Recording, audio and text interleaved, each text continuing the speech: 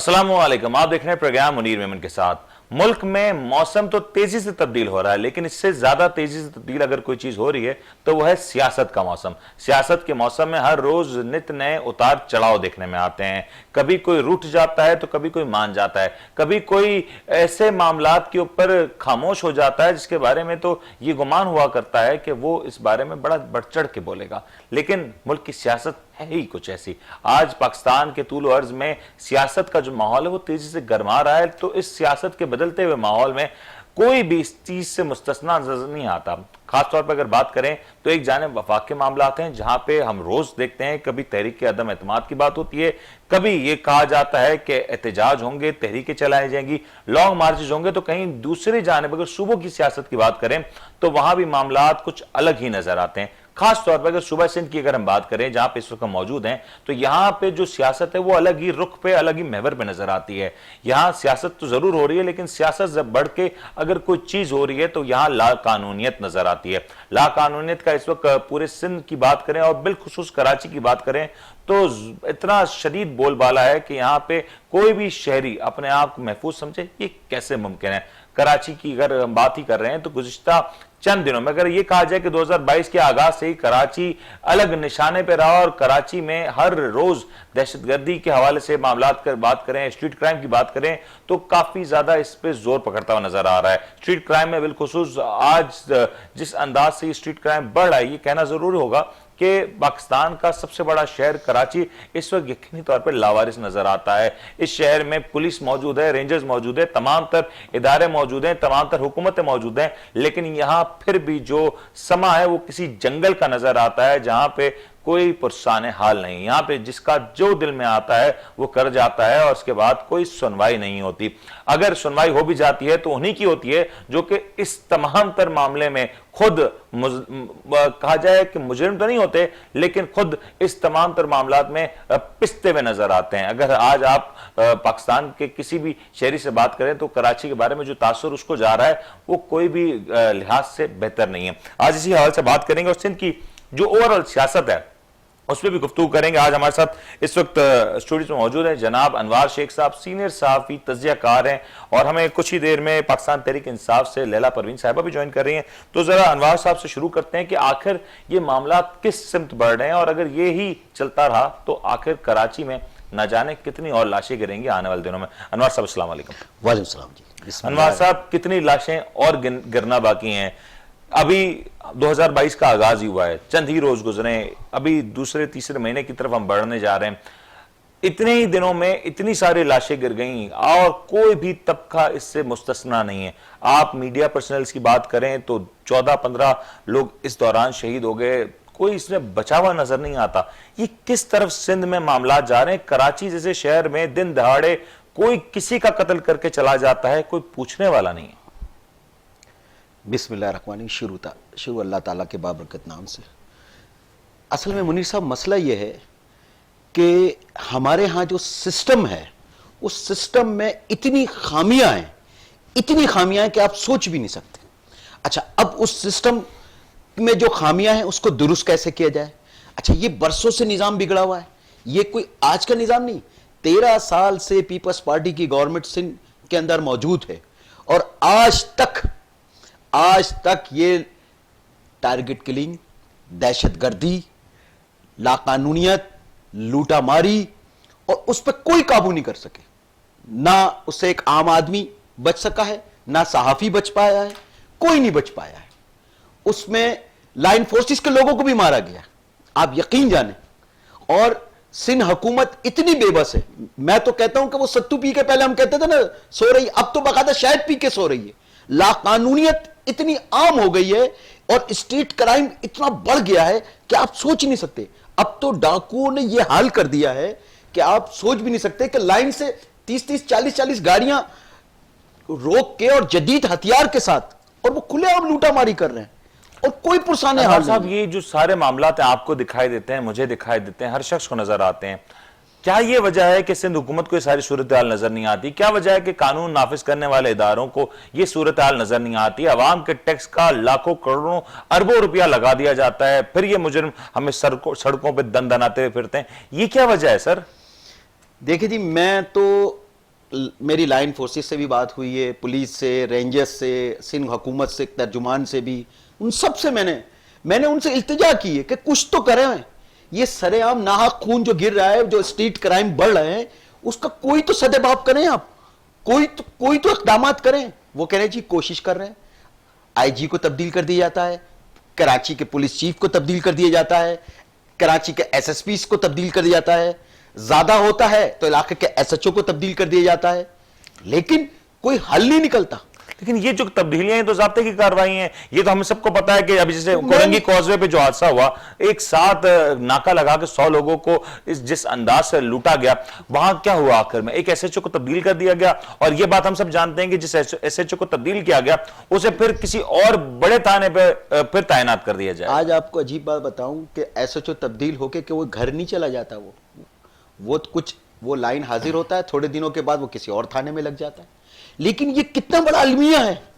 मैं तो यकीन करें, मैं तो अवाम के दरमियान जाता हूं और प्रोग्रामात करता हूं, आप यकीन करें कि कितना बड़ा अलमिया है कि इस लाकानूनियत को अब हमारी जो लाइन फोर्सेस कितने अरबों रुपए खर्च हो रहे हैं उसके ऊपर, पुलिस और रेंजर्स के ऊपर मामलात पे, और वो उसको रोकने में स्ट्रीट क्राइम को नाकाम है।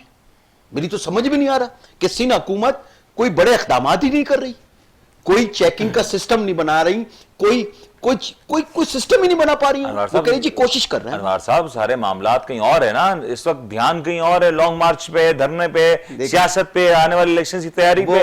आवाम के बारे में कौन सोचता है? वो ये कह रहे हैं कि जी हम पीटीआई गवर्नमेंट सिलेक्टेड गवर्नमेंट है, हम इसके पीछे हम लॉन्ग मार्च कर रहे हैं। तहरीक इंसाफ ये कह रही है 26 तारीख फरवरी को वो कर रही है घोटकी से कराची के लिए, वो कह रही है जी सिंध हुकूमत जो है वो उसने 13 साल में कुछ नहीं किया हुकूमत सिंध के अंदर, हम उसके खिलाफ लॉन्ग मार्च कर रहे हैं। दोनों एक दूसरे के खिलाफ लॉन्ग मार्च कर रहे हैं। आवाम का कोई नहीं सोच रहा, आवाम के लिए किसी के दिल में कोई हमदर्दी नहीं है। मैं तो बड़ा ताज्जुब कर रहा हूं, ये दोनों पार्टियां, ये बड़ा अजीब नूरा कुश्ती चल रही है इनकी, और कोई समझ भी नहीं आ रहा कि आवाम की तरफ जाए। वो खुले, एक तो महंगाई, माशी बहरान, लोगों की कुव्वत खरीद, 400 रुपए लीटर कुकिंग ऑयल हो गया है। मैंने कल मार्केट में पूछा, तो आप यकीन करें, मैं प्रोग्रामात कर रहा हूं अपना विनस टीवी पे, तो मैं ये देख रहा हूं कि 400 रुपए कुकिंग ऑयल, गरीब आदमी की कुव्वत खरीद खत्म हो गई। वो घर को देखे, अपने सिस्टम को चलाए, वो किस तरह करे? और उसके बाद ये स्ट्रीट क्राइम, घर से निकले तो इस बात की उसके घर वाले दुआएं करते हैं कि वो इस बात की अलामत है कि वो वापस बेचारा जिंदा आ जाएगा, या उसको डाकू मार देंगे। वो पैसे भी ले रहे हैं और गोली भी मार रहे हैं। अभी कुछ दिन पहले उस सहाफी को, हमारे चैनल के सहाफी को, वो सरेआम डाकुओं ने वो मार दिया। ये यकीनी तौर पे अफसोसनाक है, लेकिन इससे कितना बड़ा ज्यादा अफसोसनाक खबर मैं आपको बताता हूं। एक चीज जो हम आमतौर पर तस्वुर करते हैं कि जो ये स्ट्रीट क्राइम में मुलविस अफराद होते हैं, इनके बारे में कोई पकड़ धकड़ होगी और इनको किसी तरीके से कैफरे किरदार तक पहुंचाया जाएगा। अफसोस के साथ कहना पड़ता है कि हमारे Karachi police chief additional IG Ghulam Nabi साहब का एक स्टेटमेंट आया, और वो स्टेटमेंट खुद एक बड़ा सवालिया निशान है इस पूरे सिस्टम के ऊपर। अगर स्टेटमेंट को देखा जाए तो गुलाम नबी साहब जो कि एडिशनल आईजी कराची हैं, वो ये फरमा रहे हैं कि हमने 12,000 मुलजिमों को पकड़ा स्ट्रीट क्राइम की मुख्तलिफ वारदातों में जो मुलविस थे, जिसमें से 8,000 लोगों को हमें अदालत के हुक्म के ऊपर बेल पे रिहा करना पड़ा। अब सोचें कि जिस मुल्क में यह निजाम हो कि जहां पे आजादी राय के ऊपर तो सवालात उठाए जाएं, जहां पे आजादी इजहार के ऊपर तो कदगने हों, लेकिन स्ट्रीट क्राइम करते हुए वो मुलजिमान जो कि दिन दिहाड़े अवाम में खौफ व हरास फैलाते हैं, लोगों की जानो माल को नुकसान पहुंचाते हैं, निशाना बनाते हैं, उनके लिए महज एक मामूली सी बेल और उसके बाद वो फिर तमाम तर कार्रवाइयों में मुलविस हो जाते हैं। लेकिन मुझे ये बताया ना अनवर साहब कि ये इतनी सारी कार्रवाइयां होती हैं, और हम ये भी देख रहे हैं कि मुख्तलिफ कार्रवाइयों में मुलविस जो अफराद होते हैं वो ऑलरेडी बड़े सारे मुकदमात में ऑलरेडी नामजद होते हैं, वो इन तमाम तर मुकदमात पे बेल पे रिहा होकर आते हैं, फिर वही कार्रवाइयां करते हैं। ये किस किस्म का निजाम है? ये कौन सा सिस्टम है हमारे मुल्क का? देखिए जी मुनीर साहब, मसला ये है हमारे सिस्टम में कानून, फिर हमारी अदलिया का जो निजाम है वो बड़ा नाकस है। आप डकैती चोरी के जो भी केसेस जाते हैं, वो 30,000 40,000 50,000 की शख्सी जमानत पर वो अगले दिन उसकी बेल हो जाती है, कोई रुकने। सर इसमें पुलिस का भी तो किरदार है ना। अगर अच्छा, पुलिस वो दफात ही ना लगाए कि अच्छा, जिसपे पुलिस के आसानी जो से किसी आईओ को न्याय है, मिल जाए, पुलिस के जो आईओ है वो इतना कमजोर केस बना के अदालत में पेश करते हैं, वो पैसे ले लेते हैं। असल तो मसला यहां पे आ जाता है, वो इतना कमजोर केस बना के पेश करते हैं कि वो आराम से उसको बेल मिल जाती है। और कितने डाकू लुटेरे डकैतों ने बाकायदा वकील रखे हुए हैं, जो बाकायदा जो उनकी बहलों के लिए पहले से मौजूद होता है अदलिया में। आप यकीन करें, ये कितना बड़ा अलमिया है हमारे इस साहब, माशरे में। ये सवाल नहीं बनता कि कराची में हम देख रहे थे कि आज से 4-5 साल पहले जो सूरत हाल थी, कराची में रोज तरह के वाकयात होते थे, स्ट्रीट क्राइम नजर आता था, टारगेट किलिंग हो रही थी, और अब ये जब से हमने 2022 में कदम रखा, ये तमाम तर वारदातें शुरू हो गई हैं। ये कैसे मुमकिन है कि 2022 का आगाज हो और फिर ये तमाम तर अनासर सरगर्म हो जाएं? कैसे मुमकिन है कि अगर सिंध हुकूमत सो रही हो और फिर ये तमाम तर चीजें दिन दिहाड़े इन सियासतदानों के, इन ब्यूरोक्रेट्स की, इन तमाम तर जो ओहदेदारान की नाक के नीचे से कार्रवाई करके चले जाएं? देखें जी मुनीर साहब, मसला यह है कि हमारे सिस्टम की इतना, उसके ऊपर एक माफिया जो है ना वो काबिज है, और वो माफिया इतनी ताकतवर है उसमें, और उसने हमारे सिस्टम को बेबस कर दिया। आप यकीन करें, उस इतना बेबस, अदलिया को भी और हमारे पुलिस के निजाम को भी नाकस निजाम है। मैं बड़े बड़े अफसरान से मिलता हूं, उनके इंटरव्यू लिए हैं, मैंने एसएसपी शाहजहां साहब के भी लिया और भी लोगों के लिए, लेकिन वो कहते हैं जी हम कोशिश कर रहे हैं। क्या कोशिश कर रहे हैं आप? कौन सा जुर्म जो खुल के नहीं हो रहा? लूटा मारी से लेके हर जुर्म।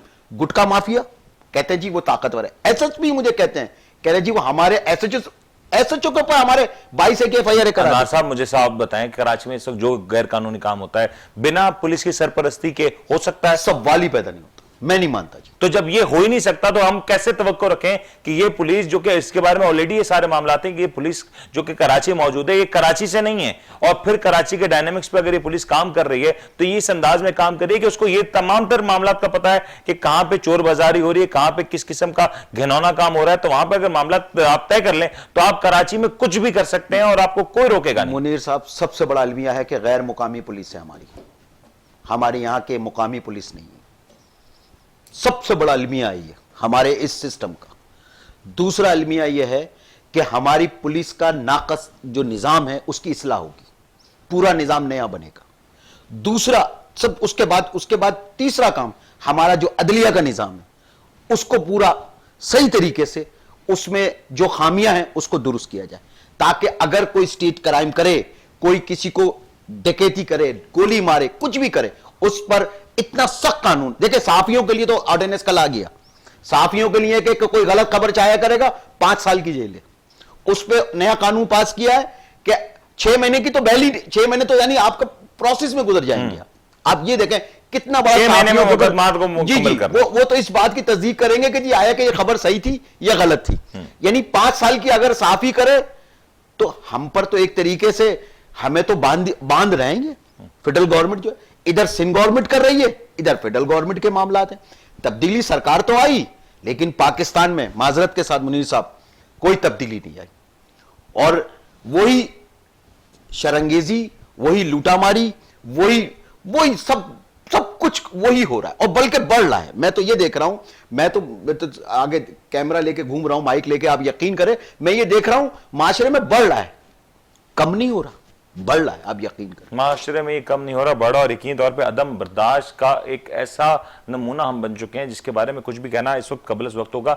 माजी में देखने में आता था कि जब इस तरह की वारदातें होती थी तो कई ये कोशिश की जाती थी, फिर भी चोरों की, डाकुओं की जानिब से भी कोशिश की जाती थी कि कहीं कोई जानी नुकसान ना हो जाए, महज ज्यादा से ज्यादा हो जाए तो किसी को थोड़ा बहुत जख्मी कर दिया जाता था, लेकिन जान से नहीं मारा जाता था। लेकिन इस वक्त जो ताजा लहर नजर आ रही है स्ट्रीट क्राइम की, दहशतगर्दी की, इसमें यह साफ देखा जा रहा है कि जो क्रिमिनल्स हैं वो ना सिर्फ दन दनाते हुए फिरते हैं, उनको इस निजाम के ऊपर पूरा एतबार है कि अगर पकड़े भी गए तो कोई इन्हें पूछगछ नहीं कर सकेगा, कोई इनसे वो सवाल नहीं कर सकेगा कि क्यों किया गया, और फिर मंतक के अंजाम तक पहुंचाने का तो सवाल ही नहीं पैदा होता। जनाब यहां पे अगर साहब मैं आपकी तरफ आता हूं क्योंकि प्रोग्राम में ब्रेक का टाइम हो रहा है, लेकिन ब्रेक पे जाने से पहले सवाल तो है कि क्या हुआ कि कराची शहर को ऐसी नजर लग गई, और कहां है पाकिस्तान के सबसे बड़े शहर की तमाम तर कुव्वतें जो कि आज तक कराची के लिए बड़े बड़े दावे करती थीं, वो तमाम तर दावे करने वाली जमातें आज कहां रह गई? क्योंकि कराची के सियासी मंजरनामे में तब्दीलियां तो बड़ी हो रही हैं। एक तरफ MQM है जो कि पाकिस्तान पीपल्स पार्टी के हक में सेनेट की बात करने दस्तबरदार हो जाती हैं, और अगर इन्हीं इंतखाबात के अलावा बात करें तो फिर एमक्यूएम और पीपल्स पार्टी के बारे में जो कुछ मामला हैं वो हम सब जानते हैं। पाकिस्तान तहरीक इंसाफ अपना स्टांस लेती है, लेकिन फिर वो कहां गायब हो जाती है, ये सारी बातें होंगी। इसके ऊपर ब्रेक लेते हैं जी, ब्रेक के बाद हाजिर होते हैं।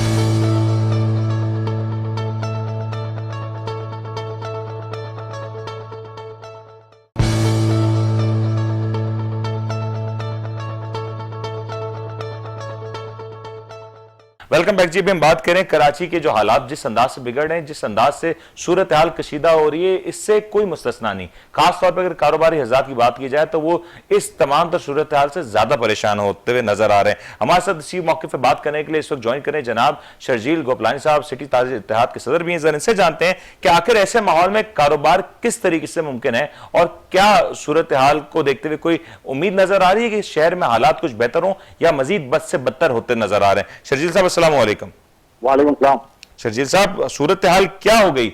अचानक से कराची रोशनियों का शहर बनता जा रहा था, अब फिर से वही मामलात, वही पुरानी रविश नजर आ रही है। ये तो बद से बदतर होते जा रहे हैं हालात। अगर आप देखें तो गैंग वॉर के टाइम पे इतना मामला नहीं था जितने मामला अब हुए हैं।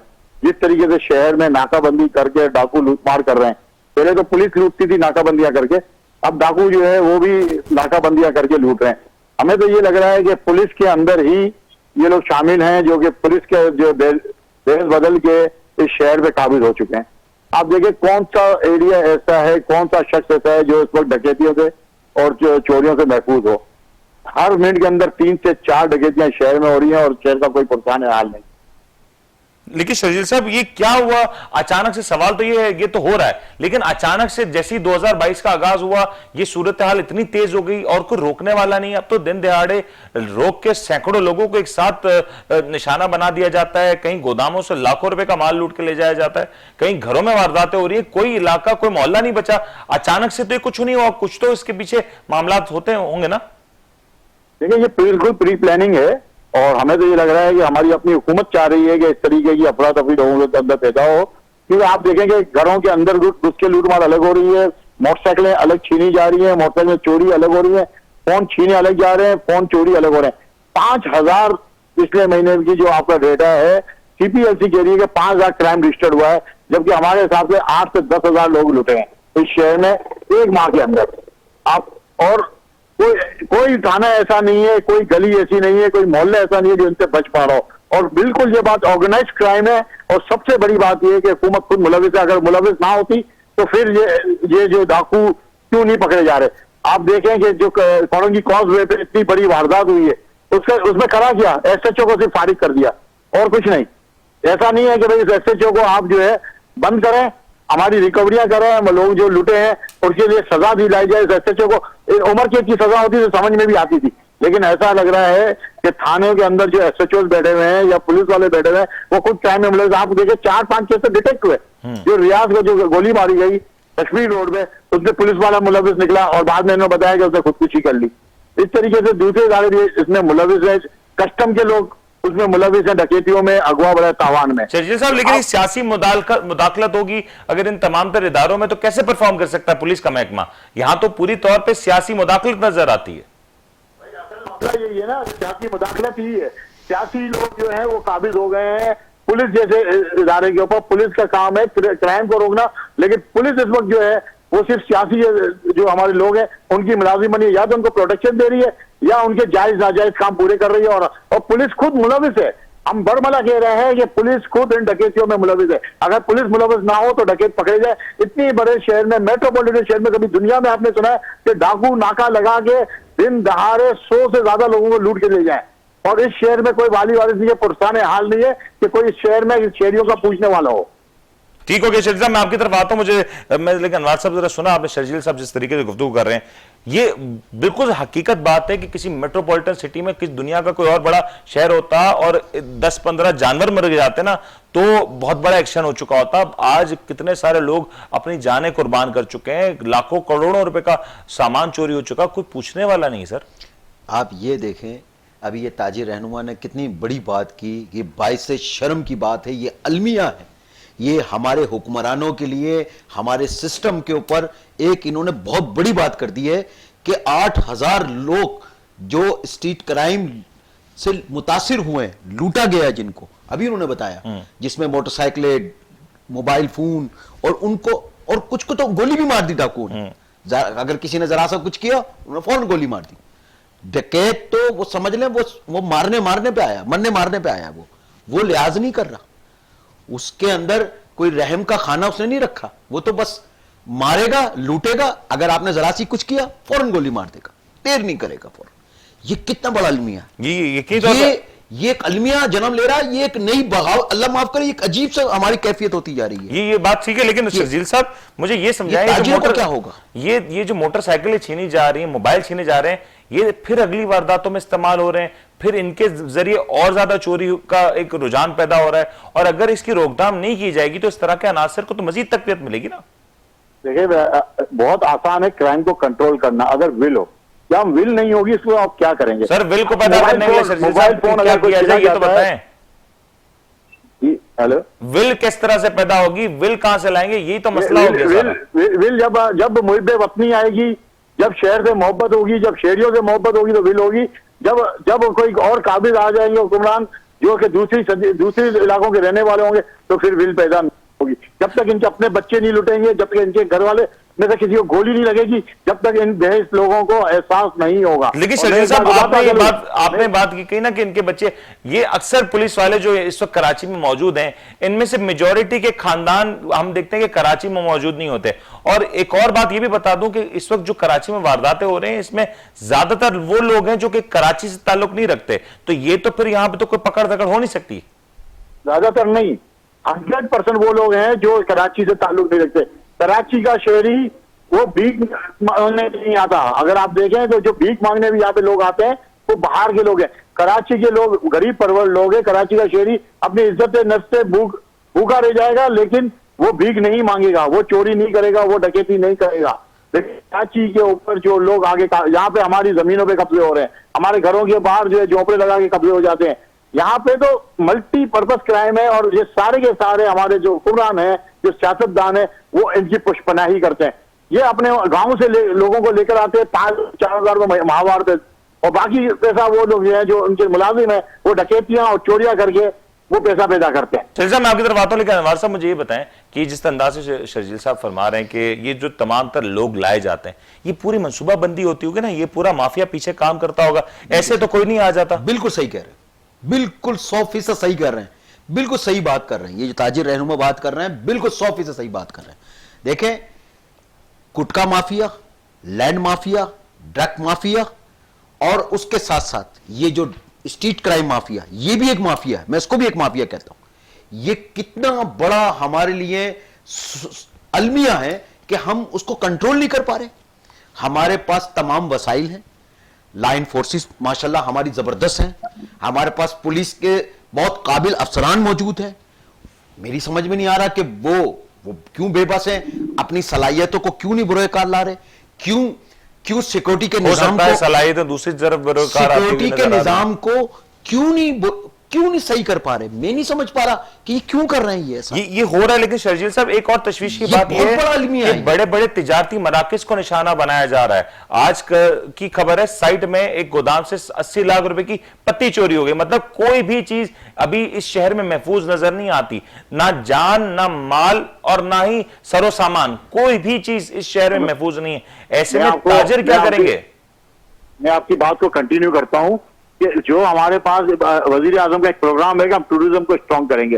इस वक्त जो बाहर से लोग आ रहे हैं, आज सुबह मेरे को पता चला एक औरत जो है वो आई हुई थी कनाडा से, मीना बाजार के पास उसका मोबाइल छीन लिया गया, 2 लाख रुपए की उसके हाथ में घड़ी थी, उसकी घड़ी छीन ली गई, और उस औरत ने क्राइम भी रजिस्टर नहीं कराया। हमने जो बड़ी रिक्वेस्ट की कि भाई आप चले, हम रजिस्टर करा दें, कब तक, उन्होंने बोला नहीं, मेरा जो जाना था वो चला गया। इस तरीके से अगर शहर में बाहर से आने वाले लोग लुटेंगे तो हमारा इंप्रेशन क्या जाएगा?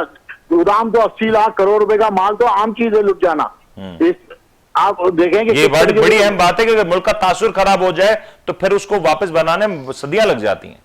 बिल्कुल, आप ये डकैती तो बहुत खतरनाक क्राइम है, अगवा बड़ा तावान डकैती, ये तो बहुत खतरनाक क्राइम है। इसमें तो आपका पता चलता है कि आपके मुल्क में लॉ एनफोर्समेंट एजेंसी कर क्या रही है।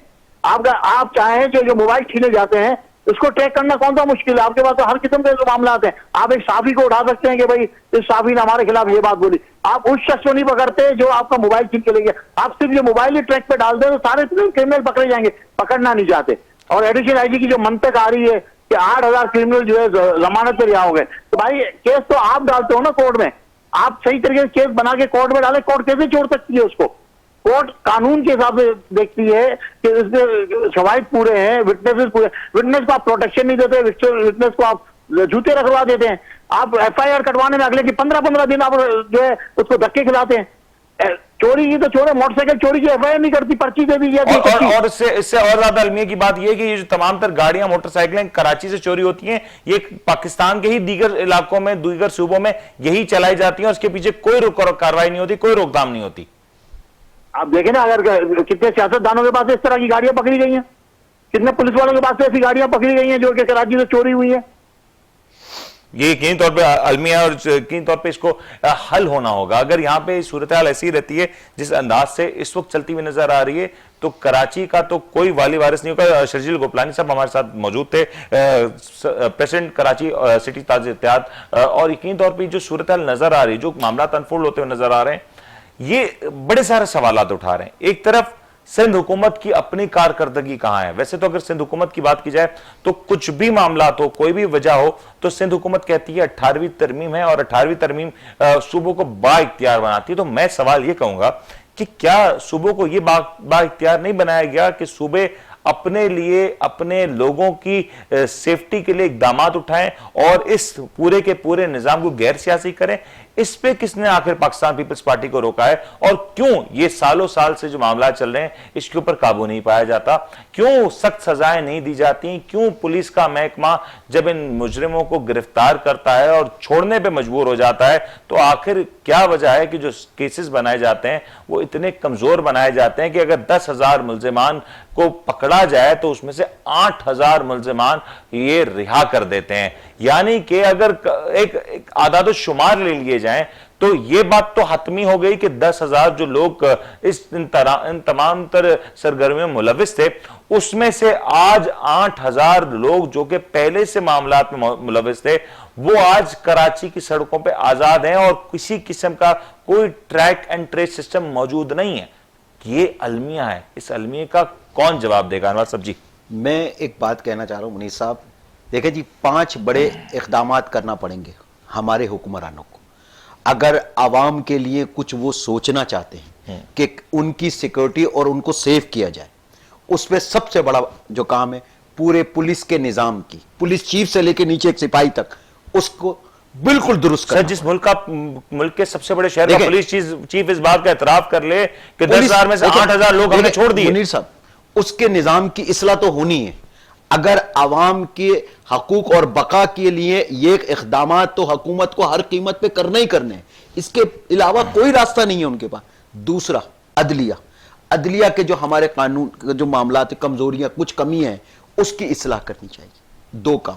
तीसरा, वो अफसरान जो काबिल हैं, ईमानदार हैं, फर्शनास हैं और काबिलियत, टैलेंट है उनमें, इस जराइम पे काबू पाने के लिए, इन माफिया से लड़ने के लिए, उनके खिलाफ, माफिया के खिलाफ ऐलान जंग करने के लिए, उन अफसरान को थानों में, पुलिस के डिस्ट्रिक्ट पुलिस सरबरान की हैसियत से, डीआईजी की हैसियत से उनको वहां पर तैनात करना। मैं आपको हकीकत बता दूं, जमीनी हकायक ये हैं कि अगर इस तरह के इदारों में अगर इस तरह के लोग पाए जाते हैं तो वो खुद ही अपने इदारे की पॉलिटिक्स का निशाना बन जाते हैं और फिर इस तरह के लोगों को आगे नहीं लाने दिया जाता। तब्दीली तो लाना पड़ेगी। अनवर साहब, ये जो तकर्रियां तैनातियां होती हैं ये आखिर किसके हुक्म से होती हैं? ये फरमान कहां से जारी होता है? तो अगर टॉप मिनिस्ट्री से, टॉप लेवल से अगर ये सारे मामला हैं कि उसको नहीं देखा जा रहा, तो फिर तो कहीं ना कहीं सिस्टम खराब है ना, और सिस्टम को दानिस्ता तौर पर खराब किया गया है ताकि किसी की पकड़ ना हो सके। पार्टी को ये इक़दामात करना पड़ेंगे। पाकिस्तान पीपल्स पार्टी खुद एक ऐसी पार्टी है जो कि इन तमाम तर मामलात का निशाना बनी। हमने देखा कि अदलिया के निजाम की वजह से जिस अंदाज से खुद पाकिस्तान पीपल्स पार्टी कहती है कि भुट्टो की जो शहादत हुई, ये जुल्फिकार अली भुट्टो साहब की जो शहादत हुई, वो खुद पाकिस्तान पीपल्स पार्टी इस बात को इंडोर्स करती है और फील करती है। फिर जो लाकानूनियत की वजह से, दहशतगर्दी की वजह से जिस तरह से मोहतरमा बेनजीर भुट्टो साहिबा की शहादत हुई, ये अगेन पाकिस्तान पीपल्स पार्टी इन तमाम तर सूरत हाल से गुजरी है। तो अगर ये कहा जाए कि पाकिस्तान पीपल्स पार्टी इन तमाम तर सूरत हाल की खुद बड़ी विक्टिम है, तो ये गलत ना होगा। लेकिन जरूरत क्या है? जरूरत इस बात की है कि इस वक्त जो सूरत हाल चल रही है उसके ऊपर जल्द अज जल्द एक्शन हो, जबानी जहां खर्च ना किया जाए, जबानी बातें, वादे, ये सारी बातें ना की जाए। अगर कुछ करना है तो ग्राउंड पे करना होगा, और अगर कराची का अमन बहाल करना है तो ये करके दिखाना होगा। महज ये सारी चीजें बातें और वादों से नहीं हो सकती। एक ब्रेक लेते जी, ब्रेक के बाद हाजिर होते हैं।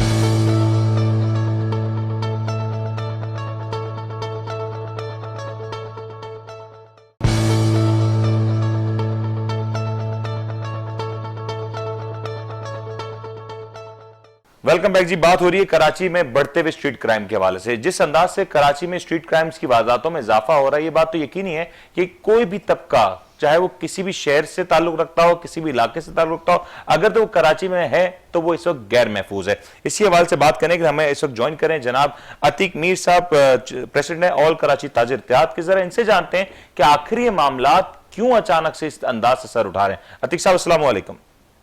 वालेकुम अस्सलाम। अतीक साहब, क्या हुआ? कराची को आखिर किसकी नजर लग गई? चंद दिनों पहले जिस शहर में पीएसएल के लिए तैयारियां जारी थीं, जहां पे अमन की सूरत हाल नजर आ रही थी, रोशनियां बहाल होती हुई नजर आ रही थी, अब वहीं पे स्ट्रीट क्राइम जोर पे नजर आता है। देखिए, कराची शहर यकीनन मुल्क दुश्मनों की नजर में है। कराची की मैशत को जब भी तबाह किया गया, मुल्क को नुकसान हुआ, इसके पीछे कोई भी एक ऐसा एलिमेंट हो सकता है जो यकीनन इस मुल्क का दुश्मन है।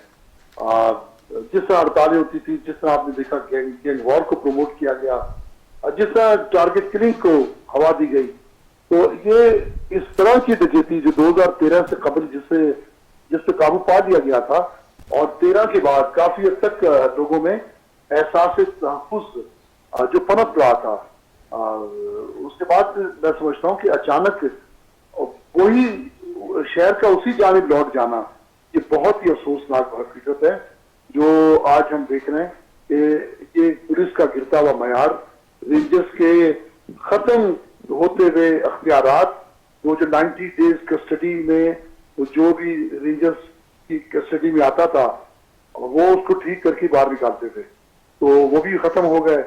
तो इस तरह हम देख रहे हैं कि लॉ एंड ऑर्डर जो कि रेंजर्स का डोमेन नहीं है, लेकिन फिर भी अब मैं समझता हूँ कि 90 डेज अख्तियारात बहाल कर दिए जाएं जो कि वो मुजरिम को कस्टडी में रख सकते हैं, तो ये तकरीबन निस्फ से ज्यादा इन क्राइम पे काबू पाया जा सकेगा।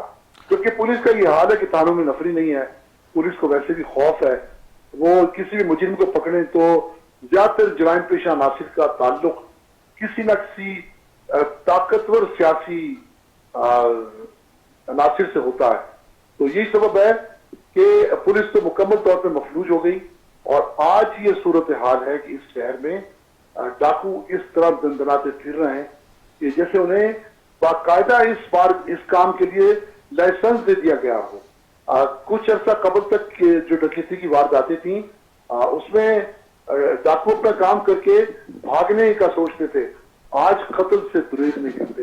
घर के दरवाजों पे लोगों को कत्ल किया गया, मार्केटों में कत्ल किया गया, सरे राह कत्ल। लेकिन अतीक साहब, मुझे ये तो समझाएं कि आप 2013 से बात करें कि हमने बड़ी जानों का कुर्बानी देके इस अमन को यकीनी बनाया था, 2022 आते ही ये क्या आखिर ऐसी खराबी हुई कि एकदम मामलात इतने खराब हो गए कि हर रोज अब लाशें दिखाई देती हैं, हर रोज चोरी डाके की वारदातें नजर आती हैं, और शायद इन 15-20 दिनों में 2022 के कोई ऐसा दिन नहीं गुजरा जहां पे स्ट्रीट क्राइम का एक बड़ा नंबर सामने ना आया हो। कुछ तो कई बड़ी खराबी हुई ना साल 2022 में। बेशक 2022 में ये अफरीद खुल के सामने आया। मैं हमेशा एक बात कहता रहा हूं कि कराची में ऐसा नहीं कि जुर्म खत्म हो गया, जुराइम पेशा अनासिर कराची से कूच कर गए, ये कतई ऐसा मुबालगा आराई में अगर कोई मुब्तला है तो वो अपनी हकीकत की दुनिया में वापस आए कि जब कभी भी ऑपरेशन सख्त होता है ये लोग दाएं बाएं छुप जाते हैं, और जब कभी भी पुलिस को या रेंजर्स को देखते हैं कि ये इस वक्त जैसे रेंजर्स के अख्तियारात बहाल नहीं हुए, पुलिस जो ज्यादा एक्टिव नहीं है, इसको ज्यादा अर्सा 2022 में प्रोटोकॉल ड्यूटीज में पुलिस का सर्फ हो रहा है, तो ऐसी सूरत में हमने देखा कि वो जुर्म वो जो मुजरिमाना लोग थे वो वापस वो दुर आए हैं, उन्होंने फिर अपना काम शुरू कर दिया है। ये लोग कहीं गए नहीं थे, कभी ये भत्ताखोर की शक्ल में सामने आए, कभी ये डाकुओं लुटेरों की सूरत में सामने आए, कभी ये टारगेट किलर्स की। ये बहुत पक्के मुजरिम हैं, इनका खात्मा सिर्फ पुलिस के बस की बात नहीं है। माजी की तरह पुलिस और रेंजर्स को मिलकर कोई इकदाम करना होगा, मिलकर स्ट्रेटेजी बनानी होगी, और उन तमाम इदारों को जो खुफिया एजेंसियां हैं या जो अमन व अमान के क़याम के जिम्मेदार हैं, उन्हें अपना किरदार अदा करना होगा।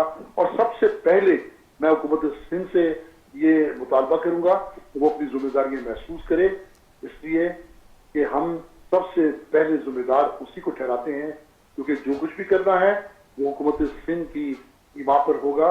हुकूमत सिंध ये की गफलत है कि आज ये डाकू आजाद हैं, पुलिस मफलूज है, रेंजर्स अख्तियारात से महरूम। और अतीक साहब, इस बयान को कैसे देखेंगे जो एडिशनल आईजी गुलाम नबी साहब ने दिया? 10,000 कैदी जो उन्होंने पकड़े स्ट्रीट क्राइम की मुख्तलिफ वारदातों में, 8,000 बेल पे रिहा हो जाते हैं। मुझे बताया ना, इस मुल्क में इतने बड़े शहर में अगर दुनिया में कोई इस तरह के वाकयात होते कि 15 इंसानी जाने तो छोड़ें, 15 जानवर भी मार दिए जाते ना, तो बड़ी कार्रवाई हो चुकी होती। अब तक यहां पे 15 इंसानी जाने चली गई। पुलिस का महकमा बुरी तरीके से सियासी नजर आता है। कैसे इसके ऊपर काबू पाया जा सकता है? क्या इसके पीछे कोई और मामला हैं कि इसको जानबूझ के नजरअंदाज किया जा रहा है? देखिए, इसके पीछे एक मुकम्मल कानून साजी की जरूरत है, एक बेहतरीन हिकमत अमली की जरूरत है, इसके लिए संजीदगी की जरूरत है, इसके लिए शहर को ऑन करने की जरूरत है। हुकूमत सिंध की ये मैं समझता हूं कि गफलत ये साबित करती है कि वो कराची को ऑन नहीं करती। ये मुझे दुख होता है ये बात कहते हुए। और पुलिस का गैर मुकामी होना ये कितना बड़ा मसला है अतीक साहब, क्योंकि पुलिस के अक्सर अफराद, माजरत के साथ, ये कोई इशू नहीं है कि अगर कराची के बाहर भी हो, लेकिन कराची की अपनी आवाम पुलिस के महकमों में नजर नहीं आती। दूसरा एक और मसला कि ये जो जराइम पेशा अफराद की एक बड़ी तादाद है, अगेन ये भी कराची से ताल्लुक रखने वाले जो अफराद है उनकी तादाद कदरे कम नजर आती है। ये तो दीगर शहरों से, दीगर सूबों से आ रहे हैं सर। देखिए, पुलिस का महकमा एक ऐसा महकमा है कि वो कहना तेरी सरकार में पहुंचे तो सभी एक हुए, क्या मुकामी और गैर मुकामी। जब वो वर्दी पहन कर आते हैं सारे फिरौनियत और जुल्म और जबर पर आमादा होते हैं। हमने नहीं देखा कि कहीं मुकामी है तो उसके दिल में कोई अच्छाई है। हाँ, यकीनन ये आगे चल के इसमें कोई बेहतरी आ सकती है कि अगर मुकामी पुलिस की तादाद में इजाफा हो जाए, पुलिस की ट्रेनिंग हो, पुलिस के पास पंजाब की तर्ज पर असला हो, पुलिस को बेहतरीन कवानीन दिए जाएं। जैसा अभी आपने कहा 10,000 लोगों में 8,000 से ज्यादा बेल पर बाहर आ गए, तो इसी तरह अदालती निजाम में बेहतरी हो। एक मौसर कानून साजी जो इस वक्त उसकी जरूरत नजर आ रही है, वो अदलिया में भी हो और कानून में भी हो, वरना हम इसी तरह लुटते रहेंगे, इसी तरीके से ये इसमें वेरिएशन आता रहेगा। क्योंकि इसका खत्म करना ये बहुत ही जरूरी है कि जुर्म मौजूद है, उसमें वेरिएशन आता है। कार्रवाई तो ऐसी हो, हिकमत अमली ऐसी हो कि मुजरिम ठिकाने लगे। जिस तरह भत्ताखोरों को आपने देखा कि जहां वो गन उठाते थे, जन्नों वासिल कर दिए जाते थे। आज भत्ते का अफरीद शहर से रुखसत हुआ, इसमें टारगेट किलिंग और अगवा वगैरह तावान के मामला थे। तो इसके लिए कैसी सख्त हिकमत अमली चाहिए। जिस तरह ये टेररिज्म कोर्ट्स हैं, वहां जाने से लोग डरते हैं, इसी तरीके से ये जराइम पेशा नासिर को भी सख्त तरीन कानून का सामना करना चाहिए, तभी इस पे कमी आएगी, इसकी रोकथाम आएगी।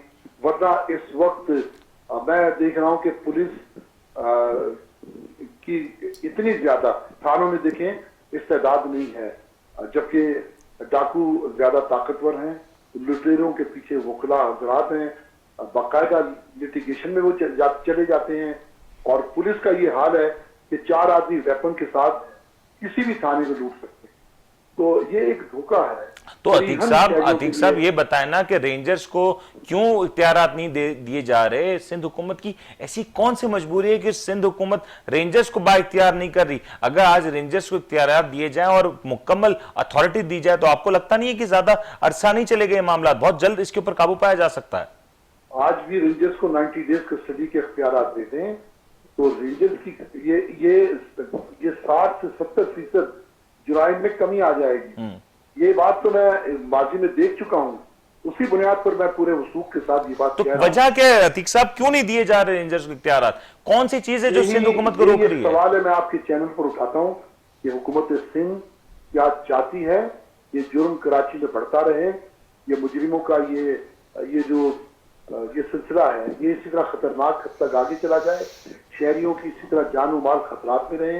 अगर हुकूमत इसमें संजीदा नहीं है तो यकीनन मैं ये कहने में हक जानिब हूं कि इस तमाम तर सूरत हाल की जिम्मेदार हुकूमत सिंध है। उसका यकीनन कराची को बदअमनी का शिकार करके कोई मफाद हासिल करना होगा, वरना कोई भी शहर हो उसकी पहली जरूरत अमन होती है। कोई भी हुकूमत हो उसका पहला फर्ज शहरियों की जान और माल का तहफ्फुज है, और अगर कोई हुकूमत इसका ख्याल नहीं करती, दानिस्ता तौर पे उसे नजरअंदाज करती है, तो यकीनन वो हुकूमत की मुजरिम। बहुत बहुत शुक्रिया अतीक मीर साहब हमारे साथ मौजूद थे। और यकीन तौर पर जिस सवाल को उन्होंने भी उठाया, ये सवाल बहुत अहम है, क्योंकि अगर ये तमाम तर कार्रवाइयां हो रही हैं और हम देख रहे हैं कि इनमें एक शिद्दत पाई जा रही है, हर गुजरते रोज के साथ इसमें इजाफा हो रहा है, तो फिर आखिर क्यों इसके ऊपर एक्शन नहीं लिया जा रहा? और अगर एक्शन नहीं लिया जा रहा सिंध हुकूमत की जानिब से, अगर सिंध हुकूमत इस तमाम तर मामले के ऊपर खामोश है, लबकुशाई नहीं करती, और महज अगर करती है तो जबानी जमा खर्च से ज्यादा कुछ नहीं, तो फिर कुछ तो बात है जिसकी पर्दादारी है। ये कहने पर हम तो अकबजानिब होंगे। लेकिन अनवार शेख साहब, ये तमाम तर गुफ्तगू आपने सुनी अतीक मीर साहब की, सीनियर ताजर रहनुमाए, बखूबी जानते हैं और दर्द रखते हैं अवाम का। मुझे बताएं कि क्या माजरा है कि सिंध हुकूमत इस अंदाज में खामोश मौजूद है? मुनीर साहब, मसला ये है, आपने एक बात देखी, ये जो ताजिर रहनुमा थे अपना अतीक मीर साहब, वो कितने बेबस थे।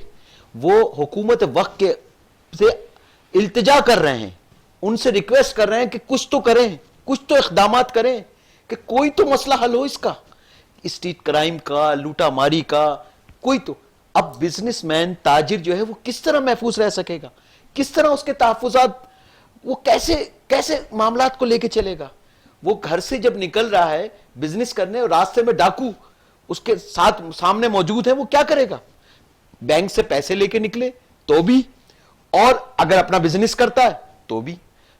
अब हुकूमत को बड़े इक़दामात करना पड़ेंगे मुनीर साहब, उसके अलावा इनके पास कोई रास्ता नहीं है। अपना प्रोटोकॉल छोड़ने के लिए तैयार होंगे ये वुज़रा, ये मुशीर, ये एमएनएज, ये एमपीएस? अगर ये प्रोटोकॉल छोड़ दें, इसको थोड़ी देर के लिए देखें, कुछ दिनों के लिए कम कर दें, तो शायद कराची के शहर की पुलिस बढ़ जाए। देखें, सबसे बड़ा जो अलमिया है ना, आधी पुलिस फोर्स सिक्योरिटी पे लगी हुई है, वीआईपीस की। उस सिक्योरिटी को पर थोड़ा सा कम करके थानों में लाना चाहिए पुलिस को। वो आएगी तो लोगों के जानो माल का तहफ्फुज हो सकेगा, आवाम को सुकून मिल सकेगा, आवाम सुख का सांस ले सकेगी। आखिरी कमेंट दे दें, महंगाई का एक बड़ा मसला है। आमतौर पर यह भी कहा जाता है कि महंगाई बढ़ती है तो इस तरह के जराइम में इजाफा हो जाता है। महंगाई की अगर ग्राउंड रियलिटी जरा अगर आप बता सकें, आप क्योंकि ग्राउंड में मौजूद होते हैं, बेहतर तौर पर जानते हैं। तो देखिए जी, मैं अवामी मसाइल के ऊपर प्रोग्राम करता हूं अपना इसी विनस टीवी के ऊपर ही, तो मैं आवाम के दरमियान जाता हूं। कुकिंग ऑयल 400 रुपए, घी, यानी आप यकीन जो कि कुकिंग ऑयल कुछ अरसे पहले 140-150 रुपए खुला तेल मिल जाता था, इतना ही था, 2 साल पहले जी, की बात है। 1.5-2 साल पहले। आज 400 रुपए। गरीब आदमी कैसे खरीदेगा? चीनी 90 रुपए। आप यकीन करें, गरीब आदमी चीनी कैसे लेगा? ये जो लोगों की जो समझ ले, मैं तो आंसुओं से रो रहे हैं लोग। आप यकीन करें, जब मैं लेके जाता हूं कैमरा और माइक लेकर, तो मेरे आंसू निकल जाते हैं जब मैं उनके हालात देखता हूं। वो इतनी तकलीफ और कर्ब, वो कह रहे हैं, वो किसको बनाए? हुक्मरानों को कहें। वो हुक्मरान ये कहते हैं कि पहले जो 74 साल पहले जो सिस्टम चलता है वो करके गए, लूटा मारी, उनकी वजह से महंगाई है। हमने तो कुछ नहीं किया, हम तो इस सिस्टम को लेके चल रहे हैं, हमने तो कुछ नहीं किया। तो इस वजह से बड़ा ये अलमिया है, हुक्मरानों को सोचना पड़ेगा। इस महंगाई से गरीब आवाम को रिलीफ देने के खातिर। बहुत बहुत शुक्रिया नवाज शेख साहब हमारे साथ मौजूद थे। और ये बात मैं खुद एक बार फिर से दोहराता चलूं, हाय रे महंगाई, ये महंगाई बड़ी जालिम है। इस महंगाई के दो बड़े खूबसूरत रुख हैं और ये महंगाई की जब हम बात करते हैं कुछ मनाजिर हैं जो दिल दहला देते हैं। एक जानिब तो वो लोग हैं जो कि इस महंगाई से बहुत बुरी तरीके से मुतासर हैं और आज उनके लिए दो वक्त की रोटी भी बड़ी मुश्किल नजर आती है। तो दूसरी जानिब यही कराची शहर की अगर हम बात करें तो यहाँ पर मार्केट्स, रेस्टोरेंट्स, बाजार खिचोखिच भरे में, और फिर वहां पर अगर नज़ारा देखें तो ऐसा गुमान होता है कि शायद महंगाई नाम की तो कोई चीज़ इस मुल्क में पाई नहीं जाती। तो ये दो एक्सट्रीम्स हैं जो कि हमारे सामने, और यकीन तौर पे ये भी निज़ाम का फेलियर है कि इस निज़ाम में जहां पे अमीर अमीर होता जा रहा है और गरीब गरीब तर होता जा रहा है, और दूसरी जानिब जिस अंदाज से स्ट्रीट क्राइम की वारदातों में इजाफा हो रहा है, ये अगेन तशवीशनाक है। और अगर ये तशवीशनाक सूरत हाल इसी तरीके से जारी रही और बेकाबू हुई तो फिर आने वाले दिनों में जो मामलात हैं मजीद कशीदा हो सकते हैं। उम्मीद करते हैं आपको आज का प्रोग्राम पसंद आया होगा। अपने होस्ट बनने में इजाजत दीजिए। अपना बहुत बहुत ख्याल रखिएगा। अल्लाह हाफ़िज़।